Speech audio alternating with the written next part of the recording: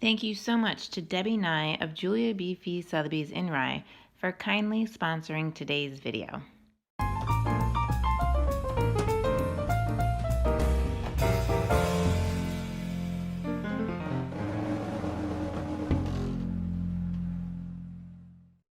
Hi, I'm Liz Woods and welcome to Ryemarkable Moms. This channel is all about sharing our positive stories and inspiring one another to make the world a better place for our kids a little bit every day. Today, I talk with Sandy Samberg. Sandy is one of the founders of Soul Ryeders.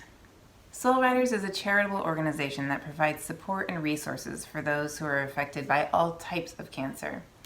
And even though I'm interviewing Sandy today, Soul Ryeders represents the collective efforts of many Rye residents who have donated their time, resources, efforts, skills for many years to make Soul Ryeders what it is today. And that's an organization that's helping people here in Rye as well as across the globe. Today, Sandy shares the story of Soul Ryeders, and what I really love in her interview is her approach to trying something new. I hope you enjoy, and here we go. Hi guys, I'm here today with Sandy. She's the mom of two boys who are 20 and 18, and she's here today to share about her experiences starting Soul Ryeders. Thank you so much for having me in your home today, Sandy. Oh, thank you. So can you tell me about Soul Ryeders and how you started it? Sure. So back in the year 2000, I had a friend who had breast cancer, and like anyone else, when you have somebody going through something like that, you want to do something tangible to help. Mm-hmm. And so I found out about the Avon Walk for Breast Cancer, which at the time was a 60-mile walk from West Point to Central Park. Mm-hmm. And so I signed up to do it.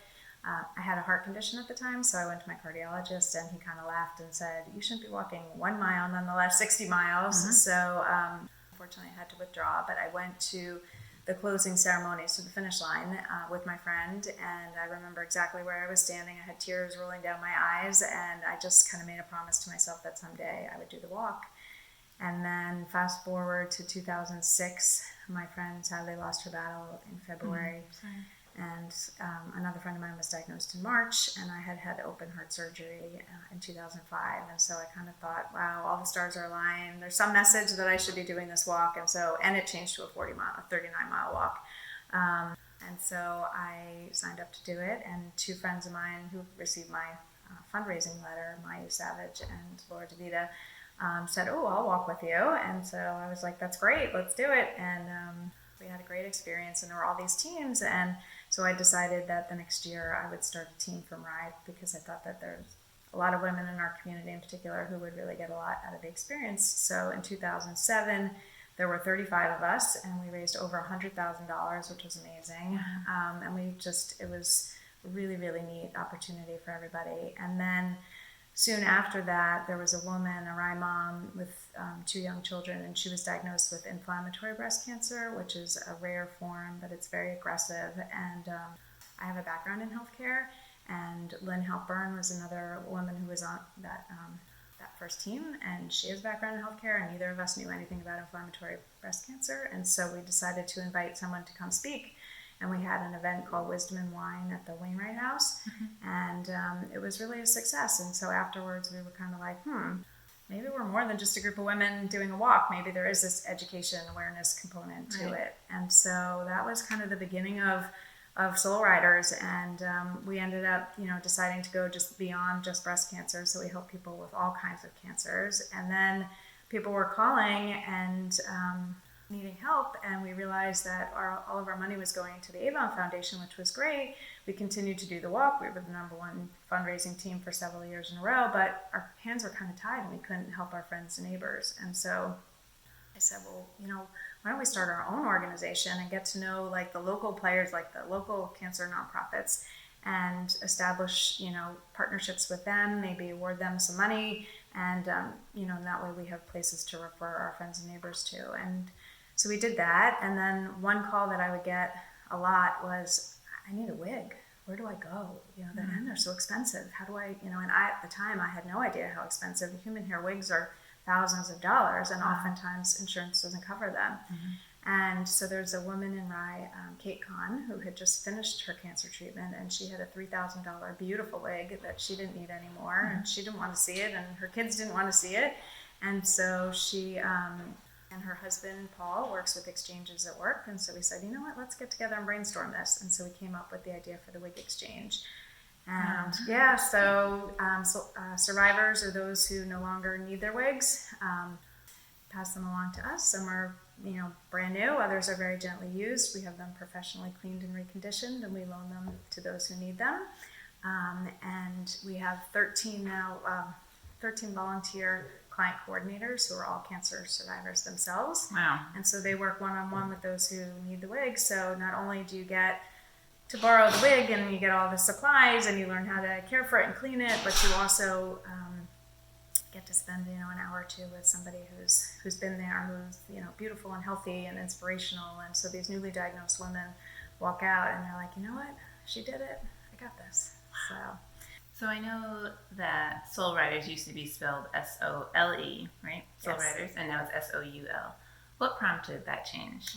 That's a great question. Actually, so that first year when I decided to start the team, I had to come up with a name because we needed a web page, and I kind of laughed. I'm like, a name? We don't even have a team yet, So I was creating a name for something that actually didn't really exist. So I remember lying in bed one night trying to come up with something creative, and so I came up with Soul, S-O-L-E, and the L was the breast cancer logo, and then Ryeders, so Rye being the town of Rye, because at that point I kind of envisioned us all being, from the town of Rye. And then I think the tagline was like, every step counts, and the graphic was a sneaker with wings on it, and so it was really hokey. But in any case, it worked. It worked for several years, and that the Avon Walk was the kind of foundation of what Soul Ryeders was. And then now that we have 7 programs of our own, and even though we still have a fitness component, we have something called Soul Fit. So now there's actually 3 or 4 different fitness events that we enter teams into. So that's still part of who we are, but it's not what we do on a daily basis. And so back in 2015, when we kind of took a step back, we realized we're actually touching the souls, S-O-U-L-S, of those that we help every day. And so that would be a more appropriate name for us. And so sounds exactly the same. And we still use the breast cancer logo, even though we're all cancers. But that was what kind of motivated us to change, is just reflecting on kind of where we were and where we are now. That's amazing. So Sandy, you work with a lot of people who are seriously ill. How do you deal with that on a daily basis? It's hard. My husband actually used to ask me this when I would, share a little bit about my day. He was like, gosh, isn't that depressing? And my answer is, you know what, if we can be the ray of sunshine during a really dark time, like, how cool is that? That's a really neat position to be in. And so I kind of, when I work with our clients, it's like figuring out where they are on that spectrum from diagnosis through treatment, recovery, and survivorship, because we help people, of all ages with all kinds of cancers through all of those stages. And so figure out where they are and then help them move from where they are forward in their journey. And so I try and stay focused on that and on the positive and finding silver linings, and always looking at adversity as an opportunity to learn, to grow, to, as awful as having cancer is, there are positive things that emerge from the experience. And so to see some of those happen in people, and to see those who we have helped then come back and volunteer for us after as a way to pay it forward and as part of their survivorship, is just, those are the things that kind of keep me going. We also make sure to let them know that they're not alone in this journey, that we are going to be there for them for the whole spectrum. But not only that, we're also going to connect them with other people who have been through similar situations or are going through similar situations. So we always try and to link a newly diagnosed person with somebody who's on the other side of it, who can offer them inspiration and hope. And at the same time, we also try and link them up with somebody who's going through that same journey at the same time as they are, because those 2 relationships are very different. One is giving them hope and inspiration, and looking forward. And the other is someone just on a daily basis to text or pick up the phone and vent to, because it's hard.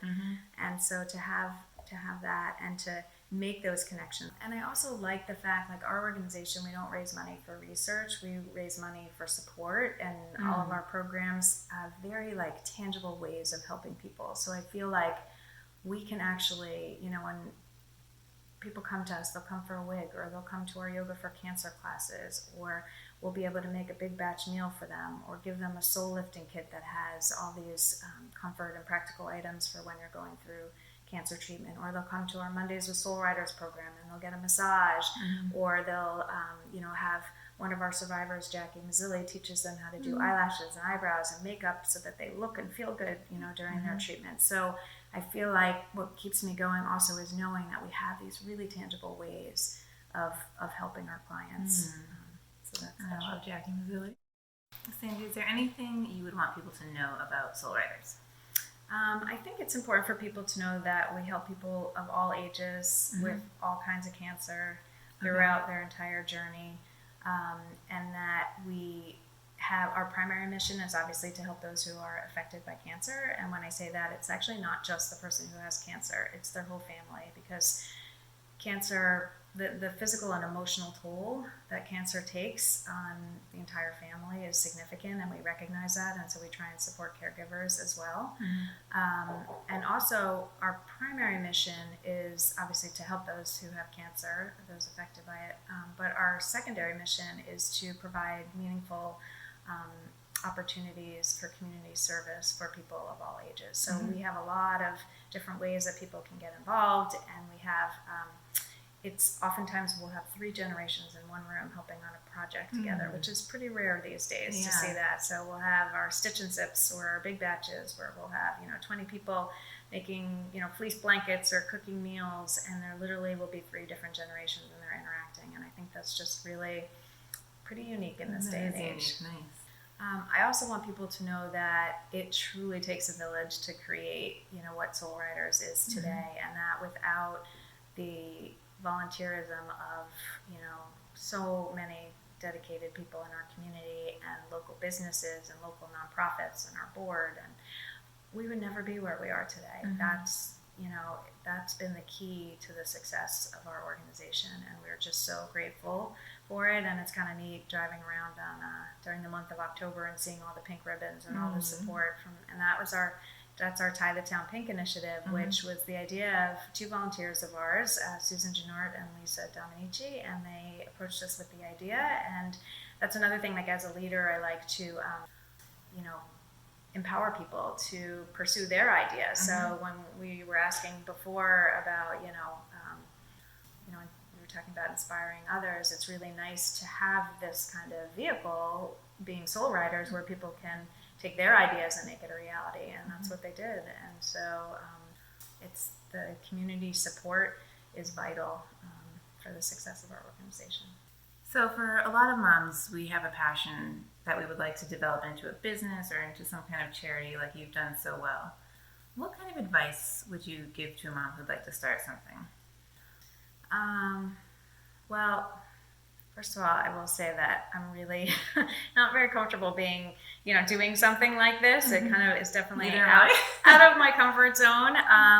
And really the main reason why I was open to doing it is because I feel like if I can inspire anybody else to take their passion and pursue it, that it's worth the discomfort that I feel right now. And so, I think when you have an idea, my whole philosophy is if it fails, it fails, but if I never try, I'll never know. And that's what, when Kate and Paul and I were sitting around the table trying to brainstorm this wig exchange idea, that was what we said. If we never try, we'll never know, and it's okay. Like, don't fear failure. With the wig exchange, we've received over 12,000 donated wigs now. We've helped over 500 women, in our area with wigs. And so again, if we never tried, then that wouldn't exist today. And I think one of the most important things, you're going to need help, turning whatever idea you have into reality, and making sure that you have great people there to help you do it, because you can't do anything in a silo. You always need to surround yourself with the right people. And at Soul Ryeders, we are so lucky. We have the most incredible leadership team. We have Leslie Finley, who's our director of operations. That's what she loves doing. We have Heidi Kitlis, who's our director of development. She loves to fundraise. So these are all things that I found I was doing in the early days, but they weren't my forte by any means, and they love those things, so it's amazing. And then we have Susan Marinowski, who helps run the wig exchange, and she does our accounting, and those are her passions. And we have Christine Lombardo, who is like the Jill of all trades, helping throughout the organization. And so the five of us meet every week, and we kind of sit around our conference room table. Someone puts a seed out there with an idea, and we all kind of help water it, and it just grows into a beautiful flower. And it's nice to also include our volunteers in those brainstorming sessions. Okay guys, thank you so much for watching today. If you haven't already done so, please make sure you go over to Ryemarkablemoms.com and join the community that's changing the world a little bit every day. Stay tuned for our next interview with Colleen Margoloff, and I'll see you guys soon.